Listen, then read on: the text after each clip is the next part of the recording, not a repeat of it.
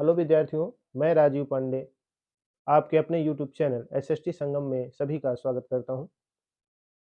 2 दिन से live class पर काफ़ी समस्याएं आ रही हैं, तो इस वजह से हम सोच रहे थे कि आपके लिए एक लाइव क्लास ना सही लेकिन छोटी सी रिकॉर्डेड क्लास ही प्रोवाइड कर देते हैं। ठीक है, तो एक क्लास हमारी लाइव हुई थी अभी आज से 2 दिन पहले।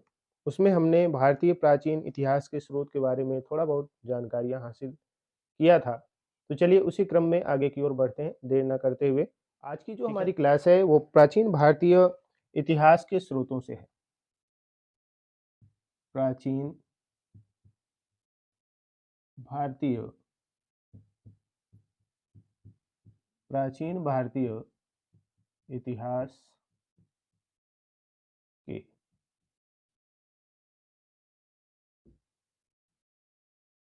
स्रोत। प्राचीन भारतीय इतिहास के स्रोत।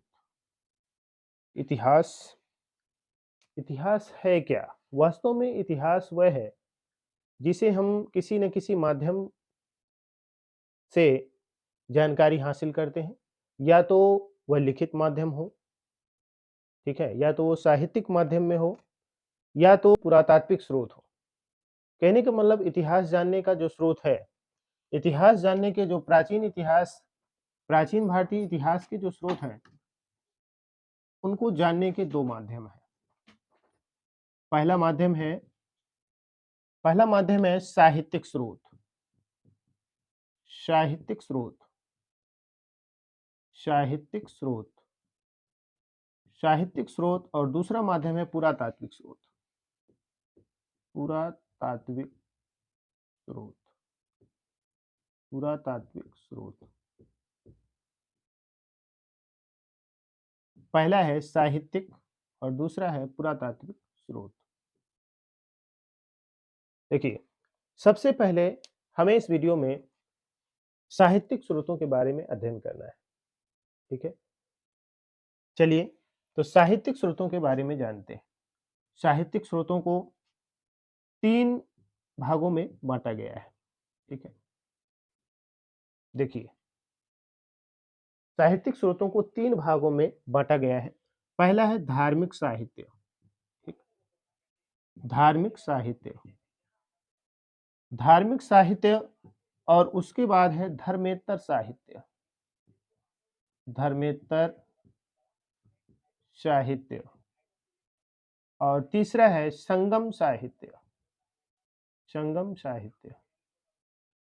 ठीक है, और आवाज और स्लो करो। धार्मिक साहित्य धार्मिक साहित्यों में हमें क्या करना है? देखिए, धार्मिक साहित्यों में हमें सबसे पहले ब्राह्मण साहित्य या ब्राह्मण धर्म पढ़ना है। ब्राह्मण धर्म। ठीक है, फिर हमें जैन तथा बौद्ध ग्रंथ पढ़ना है। सॉरी, धर्म तो अलग चीज है, ब्राह्मण ग्रंथ पढ़ेंगे पहले। ये स्रोत हम पढ़ रहे हैं, इतिहास जानने के स्रोत है, तो हम ब्राह्मण ग्रंथ पढ़ेंगे और ब्राह्मण के बाद जैन ग्रंथ तथा बौद्ध ग्रंथों पर अध्ययन करेंगे या चर्चा करेंगे। ठीक है, जैन और बौद्ध ग्रंथों पर चर्चा करेंगे। तो सबसे पहले हम शुरुआत करते हैं ब्राह्मण ग्रंथों से। ठीक है, ब्राह्मण ग्रंथों से हम चर्चा करेंगे और यहीं से हमारी शुरुआत होनी है। ठीक है, देखिए, धार्मिक साहित्य के बाद धर्मेतर साहित्य आया। ठीक है, अभी धार्मिक साहित्य है क्या, इस पर थोड़ा सा चर्चा करते हैं। धार्मिक साहित्य मतलब धर्म से जुड़े हुए साहित्य। ठीक है, धर्म से जुड़े हुए साहित्य जो ब्राह्मण ब्राह्मण कह सकते हैं प्राचीन समय में जो है, यह धार्मिक मान्यताओं और मिथकों पर आधारित है। ठीक है, धार्मिक साहित्य किस पर आधारित है? धार्मिक साहित्य जो है धार्मिक मान्यताओं और मिथकों पर आधारित है। किस पर आधारित है? धार्मिक मान्यताओं पर आधारित है। धार्मिक मान्यताओं या मिथकों पर आधारित है, इसी को कहा जाता है मिथक। ठीक है, मिथकों पर आधारित है। और धर्मेतर साहित्य किस पर आधारित है? धर्मेतर साहित्य धर्म पर आश्रित नहीं था। कहने का मतलब सीधा धर्म से संबंधित नहीं है। धर्म धन इतर, इसका अर्थ ही है धर्म धर्म धर्म धन इतर, ठीक है। धर्म धन इतर यानी कि सीधा धर्म से न संबंधित होकर के, सीधा धर्म से संबंधित न होकर, सीधा धर्म से संबंधित न होकर, संबंधित न होकर मानव समाज, ठीक है, मानव समाज राजनीति प्रेम, राजनीति प्रेम, ठीक है, आदि विषयों पर आधारित है, आदि विषयों पर, आदि विषयों पर आधारित है, आदि विषयों पर आधारित है। इस समय के जो ग्रंथ थे, कहने का मतलब जैसे कि पाणिनि द्वारा रचित अष्टाध्यायी जो कि व्याकरण पर आधारित थी, ठीक है, आधारित, ठीक। राजनीति पर यानी कि चाणक्य द्वारा रचित अर्थशास्त्र, ठीक है, और कालिदास द्वारा रचित बहुत सारे जो ग्रंथ हैं, बाणभट्ट वगैरह जो रचा, राजतरंगिणी है कल्हड़ द्वारा रचित, ठीक है, ये सब ग्रंथ जो है धर्मेतर साहित्य के अंतर्गत आते हैं। और संगम साहित्य में तमिल ग्रंथ आते हैं, तमिल व्याकरण ग्रंथ आते हैं। कौन से आते हैं? तमिल ग्रंथ आते हैं इसके अंतर्गत, ठीक। तो सबसे पहले हमें जो है धार्मिक साहित्य यानी धार्मिक मान्यताओं वाले ग्रंथों को पढ़ना है, जिसमें हमें ब्राह्मण ग्रंथ पढ़ना है। और ब्राह्मण ग्रंथ को जानने के लिए हमें सबसे पहले क्या जानना पड़ेगा? आर्य सभ्यता के बारे में जानना पड़ेगा। आर्य सभ्यता, आर्य सभ्यता या आर्य सिविलाइजेशन, ठीक है। आर्य सिविलाइजेशन को जानेंगे, या इसी को वैदिक सभ्यता भी कहा गया है, वेदों की सभ्यता, वैदिक सभ्यता, ठीक है। आर्य सिविलाइजेशन या इसी को वैदिक सभ्यता कहा गया है। और इसको पढ़ने के लिए हमें दूसरे स्लाइड में चलना होगा, ठीक है। इसको इरेज करेंगे, फिर आगे बढ़ते हैं। आर्य सभ्यता, आर्य सभ्यता, आर्य सभ्यता या वैदिक काल। आर्य सभ्यता से पहले जब इसका हमें नॉलेज हुआ, उसके पहले जो है एक सभ्यता हुआ करती थी भारत में जिसका विस्तार था, उसे हड़प्पा सभ्यता कहा गया है। और हड़प्पा सभ्यता, अभी जब हम पुरातात्विक साक्ष्यों के बारे में पढ़ेंगे तब हम हड़प्पा सभ्यता का विस्तार से अध्ययन करेंगे, ठीक है, अगले किसी वीडियो पर। तो इसका समय काल 2700 बीसी से 1750 यानी 1700 बीसी तक, यानी 1750 बीसी तक माना जाता है। उसके पश्चात भारत में आर्य सभ्यता विकसित हुई। और आर्यों की जो मूल भाषा थी संस्कृत थी, संस्कृत थी, ठीक है, संस्कृत थी। और हमारे सभी वेद भी जो है संस्कृत से लिखे गए हैं, यानी संस्कृत हमारी जो है हिंदी भाषा की भी आदि जननी मानी जाती है, ठीक है। आर्य सभ्यता, वैदिक सभ्यता का जो काल था इसके पश्चात माना जाता है, यानी 1500 से लेकर के 600 बीसी के मध्य माना जाता है, ठीक, ओके। इसके पश्चात जो है इसको आर्यवैदिक सभ्यता को हम दो भागों में डिवाइड करते हैं, दो भागों में एक पूर्व वैदिक काल, पूर्व वैदिक काल, और दूसरी जो है उत्तर वैदिक काल, उत्तर वैदिक काल, ठीक है। पूर्व वैदिक काल और उत्तर का मतलब होता है, पूर्व का मतलब पहले और उत्तर का मतलब बाद का काल।